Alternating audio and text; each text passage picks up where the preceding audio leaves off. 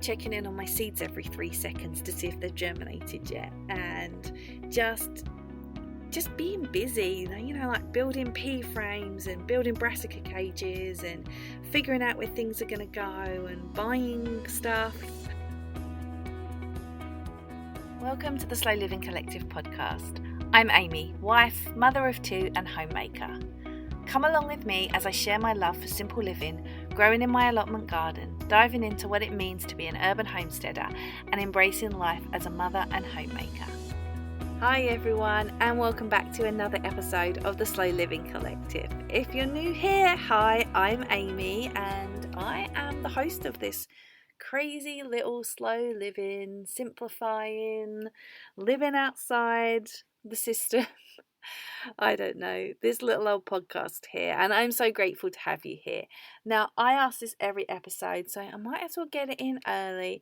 If you enjoy this episode, could you head over to wherever it is you're listening to this podcast and just leave me a little rating and review? It helps this podcast so much, and I absolutely love to see that we're growing in numbers all the time, and that brings me so much joy because this is my new little baby and I love it. So if you could do that, I would be so grateful.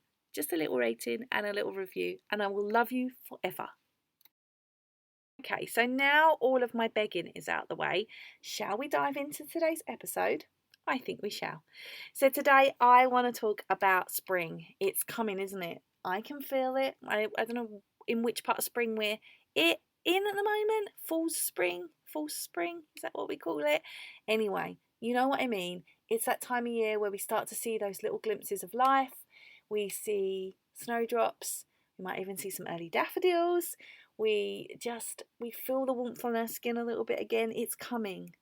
The promise of spring is on its way. And I am so over the moon because I love it. I love this time of year. It's funny because spring actually never used to be my favourite. Autumn was always my favourite. I loved everything about it. But actually, as I've got older and grown up, I definitely feel like spring is that time where I just feel there's so much promise, there's so much that lies ahead, there is so much to still be excited about. We've got a lovely long spring, then we've got a lovely long summer, then we've got a lovely long autumn before we head into winter, which is my sort of least favourite, I guess, of the year. It has its benefits and I embrace it nonetheless, but out of the 4 of them, I think winter is probably the one that I'm always ready to be done with. So spring, it's coming, and today I want to talk about some things that I do in the spring months. So just for ease of calculations, I will consider spring from the beginning of March, 1st of March, all the way through to the end of May. They are the spring months, just easily dividing the year up into quarters. And so March, April and May. And so I want to talk about a few different things today. And actually, before I go ahead, I'm going to interrupt myself again, and I want to share with you something that I have been busy creating, and that is my spring seasonal freebie. So you can grab my mini ebook about spring. Is we going to call it an ebook? Who even knows? It's a mini spring PDF, and it's got basically all the good stuff in it. It's going to talk about, the things you can do throughout the spring season to really bring the season into your world and to embrace living more seasonally. So you can pick that up at amypigott.co.uk/spring freebie. So make sure you head over. I will put all these links in the notes as well, but head over and download your free spring freebie. That wasn't that easy to say. Right, on with the rest of the episode. So spring is my absolute ultimate favourite time of year, and I think even more so since we have been living here and we've had some outside space to grow in, because prior to that we lived in a flat And well, I mean, we still live in a flat. If you're new here, I live in a split level flat, but I do have a balcony. And so prior to living here, we lived in a flat with no outdoor space at all. So we also have an allotment as well. And so spring has definitely been more of a time where I sort of begin to get a little excited since we've had some outdoor space, both the balcony and then in more recent times the allotment as well. So first and foremost, let's talk about spring on the allotment and spring on the plot in general. So this is going to be my second spring on the allotment, and if I can explain through the medium of sound on this podcast how excited I am, like, it's a lot. It's a lot. I'm really excited about spring. Spring, when you're a gardener, when you grow your own, is just so exciting, isn't it? Because you've got this sort of promise of everything you're going to do. You're getting your seeds ready. You're doing, like, I don't know when this podcast is going to go live. Sometime, either just before March or in March, who knows. But it's that time of year where, you're building up, you've got your seeds, you're sort of getting everything ready. Growing season is upon us. After a long, cold winter, you are absolutely ready to get going and get growing again. And for me, it's no different. So winter on the plot has very much included a lot of just reorganizing. I took some time out, and I did the same the previous winter as well, even though I hadn't had the allotment that long at that point, but just took some time out. I just don't benefit from being there on freezing cold days when there is not much to do. So I always make sure that I just take a little bit of time out and don't push myself over the winter. I always know the things that I want to get done. So over this last winter, I knew I wanted to redo the compost area, and so that was something that we have been doing. I have been getting the ground ready for getting a greenhouse, and that is something that I'm really excited about because it's going to completely level up my growing this year. And so I've been prepping the ground there. I've just been getting some bits and bobs done. I sort of not relayed because they were still there, but sort of remarked out the beds because they just get lots and lots of weeds. And over the winter, my couch grass, I've got a lot of couch grass on my plot, and it just gets a bit out of control. So it requires a little bit of ship shaping up before the growing season starts. But I've just been sort of laying out my beds. I've done a slight little bit of rearranging. I've done a couple of raised beds, which I never did last year. I know some people love raised beds, some people hate them. I don't really have an opinion, to be honest. I am just trying different things and seeing what I love. And I guess over time I will find out what works and what doesn't. That's one of the things I love about my plot, is that I just enjoy it for me. It's my little space. It's my little haven, I guess. I just enjoy being there out in nature, my hands in the dirt, and just figuring things out. I'm always building something when I'm at the allotment, or moving something, changing something round, and I feel like it's a really good space for me. And so yeah, I'm just going to be trying out a few different things there this year. I'm going to be trying out, like I said, the raised beds and just the regular beds. I'm also going to try doing like quite a large growing area, maybe with some rows. Not sure yet. Might have decided by the time this episode goes live. But yeah, just maybe a bit of a larger space for growing. I am also, like I said, I've changed the compost heap round, so we'll be really focusing more this year on producing our own compost. And just we did well in the last year, considering I was a complete compost newbie. But yeah, we did really well. But I'm just changed a few things up over winter, just redesigned that part of my plot. And yeah, like I said, just we've been prepping the ground for getting a greenhouse, which I'm very excited about, and just sort of redoing a few bits. Obviously planning and figuring out where things are going to go. I love drawing out my plot and figuring out where things are going to go and then ignoring it entirely and just going with it. So we'll see if I can stick to a plan. I doubt it, but I've already made two, and at the time of recording it's February, so we'll see how it goes. A long time before I'm putting most of my stuff in the ground yet. Haven't even really done much seeds yet. I've just got some loofahs that are currently germinating, and probably by the time you hear this though, hopefully we'll have at least my greenhouse in order, and I'll be ready to go. I've got all my seeds, had a lot left over last year. I've bought a few more, but have tried not to go too crazy. In previous years, I've just had the balcony, but last year I had the allotment and the balcony. Now this year I'm not going to grow on the balcony, which is a little bit of a departure for me to be honest, because I have always loved sharing how much you can grow in a small space. Every year is bigger and better than the year before. But here's the thing. If you follow me over on Instagram, you might know this. We have had this massive issue regarding the outside of the building we live in. It's a cladding issue. The cladding was removed many months ago. I don't know, June 2021, long time ago at this point. We have been living without an external wall and insulation. I'm not going to go into it here, mainly because it is the subject of some legal action, but anyway, I don't want to muddy the waters there.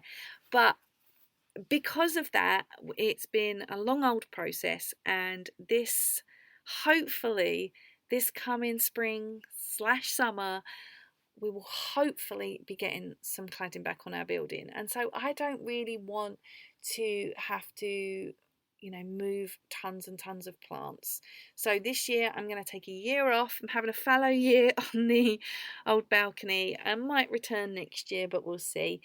But yeah, it's going to be a big departure from me. So all of my growing is literally going to be at the allotment. I say all of it.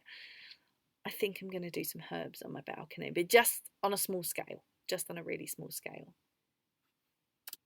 So yeah, I just love spring on the plot. It just feels like it has so much promise. There's so much to do, checking in on my seeds every 3 seconds to see if they've germinated yet, and just being busy, like building pea frames and building brassica cages and figuring out where things are going to go and buying stuff that, I don't necessarily need. I don't know. I need everything when it comes to the allotment. But yeah, just having fun, just figuring it out. And one of the things I always say that I absolutely love about allotments, and if you have an allotment, maybe you feel the same, is that I just love how hickledy-pickledy and chaotic and full of life allotments look.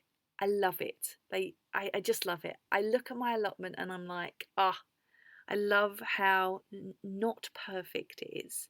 And yeah, spring is just, to me, spring is the ultimate time on the plot. Now, I love summer as well because, you're sort of starting to harvest some stuff. Things are really coming into their own. And obviously I love, autumn for harvesting. But there's something about spring. And so I'm just looking forward to all the promise that brings on the plot. Okay, now I've wax lyrical about spring on the plot. I hope you can tell how excited I am because I'm really excited about spring on the plot. But now I want to talk about spring in our home, because with being a homemaker and home being something that I'm so passionate about, I feel like everything I do is rooted in homemaking, home education. Everything is rooted in home. And so when spring hits, it feels different in our home, and I like to feel like our home is different in every different season. Now, our home is full of beautiful windows. It is wonderful. We have walls full of windows. We have the most beautiful view. We get the most amazing sunsets that we can see from our home. But one of the negative parts about having so many windows is that in the summer months, it is like a greenhouse in here. So spring is sort of like that last time where I really enjoy the beauty of spring and the beauty of the weather without absolutely burning. Now, we do have air conditioning in our house, but not all over our house, just a portable unit. And so I don't particularly love summer in our home. Summer in our home is just about survival and the balcony. That's the only place I exist. But spring in our home always feels magical. It's those days where you start opening the balcony door in the morning. I come downstairs and it's starting to feel a little, it's still a chill in the morning, and I'm not saying I do this on March 1st. I definitely don't come down on March 1st, fling the doors open and like, right, that's it, spring is a coming. But as the season progresses, you know it's more warm in the morning, the sun is shining, we'll have breakfast out on the balcony, we'll play out on the balcony. There'll be a time in the spring where I'll go out onto the balcony, I'll clear up from winter and just get it ready for spring. And I love that in the mornings, just being out there, the kids playing, they've got a kitchen out there, just enjoying ourselves. In the early spring, we'll go out with blankets and we'll sit there and keep ourselves warm. And we do the same the other end. We're in autumn, as the mornings get cooler, we'll also go out with blankets. So there's a lot of promise to me for going out onto the balcony in the spring, having our breakfast out there, doing some reading, just enjoying the fresh air. I feel like winter is very much inside, and I love elements of that as well, but there is something that feels really good about just being out there in the crisp morning air. I love drying my washing outside, having that as an option, and just our home just feels lighter, it feels brighter, and it feels like there's more promise in it. I generally, we have sort of different morning routines throughout the seasons, nothing set in stone or anything, but I tend to find through spring and summer we are much more sort of, I was going to say relaxed, but that's not necessarily true, because in the winter we have very, very slow starts and very cozy mornings. It just feels different in the spring. I generally do a bit more sort of a little morning routine for myself. I feel a bit more motivated, and a lot more inspired in the spring, like waking up from a long sleep. I come out of my hibernation, and that's one of the benefits of living with the seasons, is that you just sort of naturally ebb and flow throughout the year like the seasons do. And so I would say that, in winter I'm very much slow and hibernating and just looking for coziness and warmth. And then spring is just, I guess, like a little bit of an awakening, really. So everything feels a lot clearer in our home, everything feels a lot brighter, and like I said, everything feels a lot lighter, just lighter in terms of existing. I find winter so heavy sometimes, and it's the promise of spring is everything. Okay, now let's move on to eating seasonally. So spring brings with it, a different stuff that is in season, which means sort of like different food choices for us. We do our best to live as seasonally as possible. It's a work in progress for us, but some of the things that we love in spring, we love to enjoy things like cauliflower, carrots, greens, spring onions, spinach, purple sprouting broccoli. Rhubarb comes back into season. Like, I have been at the plot recently and my rhubarb is coming up, so I'm really excited. I have four rhubarb crowns, and I might get a fifth, so I'm going to be doing lots with rhubarb this spring. And yeah, just love the change in season and the change in food, but also looking ahead to summer and the berries. But that's a whole other episode, but really, really, really looking forward to that. And just like eating as seasonally as possible is incredible. Not only does it sort of You can buy more produce locally, but it reduces your carbon footprint. We try and be as ethical in what we buy as possible. We are meat eaters. We purchase our meat locally as much as possible, and also from farms that practice regenerative agriculture.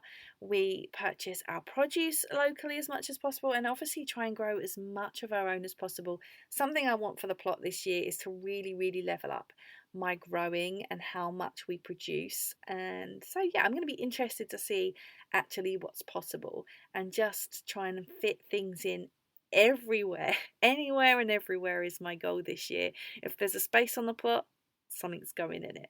That's pretty much how I feel. So, yeah, just looking forwards to a new season of new foods and just continue to enjoy living by the wheel of the year. Now, like I said earlier, I have a freebie all about spring and how to embrace living seasonally in the spring. If you are not familiar with living seasonally, it is just about going with the ebb and flow of the seasons, not just in the things that you eat, or that is part of it, but just feeling the seasons and feeling the ebb and flow of those seasons.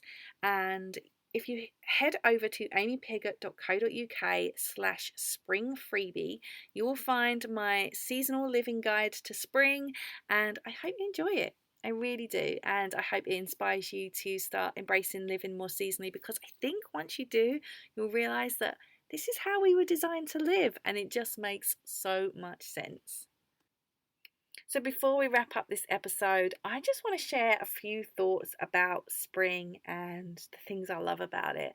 Spring just brings with it so much promise. It is the promise of something new. And I think if you delve deep down and just sit with it for a moment, you really do realize that spring is a time of new beginnings. And if you've listened to some previous episodes of mine, you know I've been talking about how spring actually more naturally feels like a time to set resolutions or set intentions or goals for the year. And it has never felt natural and normal to set these goals and resolutions in January, when we have this whole sort of New Year vibe.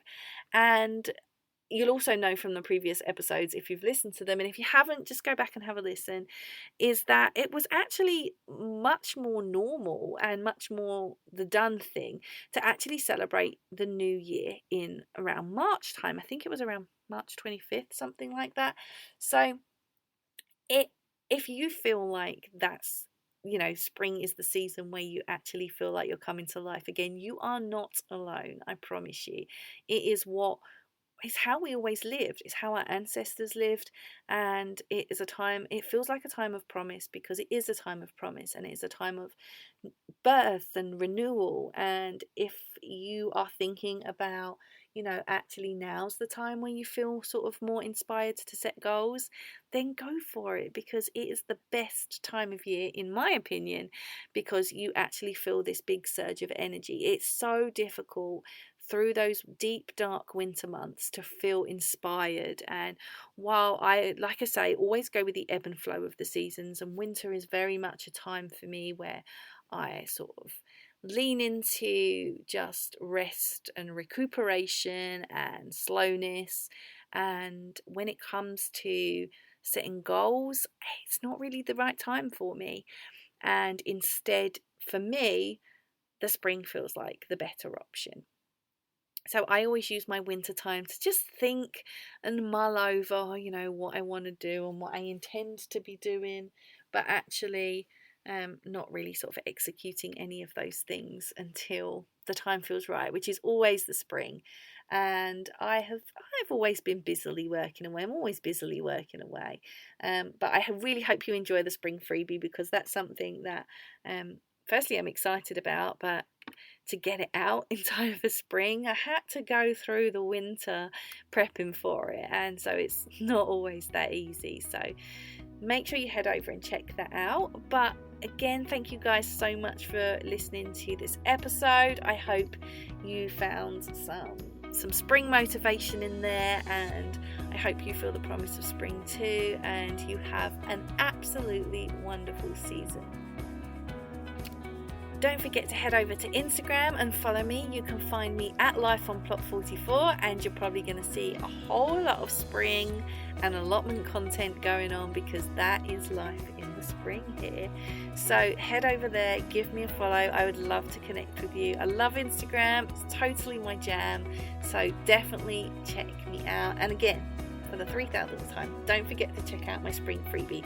I think you're gonna love it. Until next time, guys, I will see you in the next episode of the Slow Living Collective.